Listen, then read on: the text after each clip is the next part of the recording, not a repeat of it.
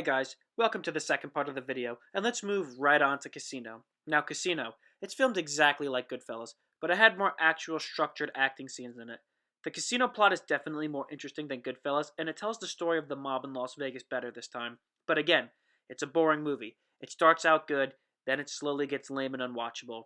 And Joe Pesci played the same character basically all over again. Being that the two movies are true stories, you can't get mad at him for accurately portraying the character, but it just seemed derivative of his Oscar-winning performance. I did, however, like the change-up of having Pesci be the boss, and De Niro not being the tough guy, but more of the corporate-type villain. However, his relationship with his wife was basically Henry Hill and Karen all over again.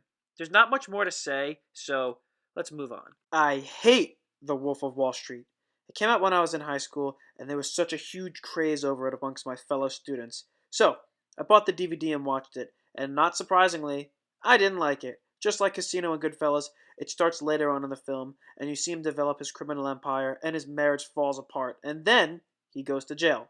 Now, Jonah Hill is awesome, and I love his movies, but I think he was miscast. The cast did a good job acting out the parts they played, but they came off as despicable. And I knew 1,000 Jordan Belfort types growing up, and they're the worst kind of people, so I guess subconsciously that added to my hatred of the movie, because the characters can be described as such.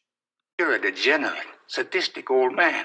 I'm not really interested in business or stocks and Wall Street, but this movie took a really lazy approach in explaining it to the average movie-going person. For example, I know you're not following what I'm saying anyway, right? That's okay, that doesn't matter. The real question is this: was all this legal? Absolutely fucking not.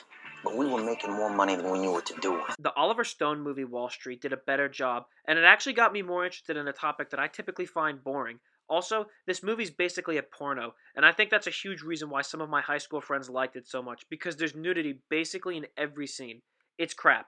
I'm just saying. I didn't like the characters, and the montage voiceover style didn't work here at all. But to be fair, I didn't think it worked in his earlier movies either. Lastly, to sum up, Taxi Driver was terrible. No plot. It was just pure nonsense, and it was centered on violence to forward the story.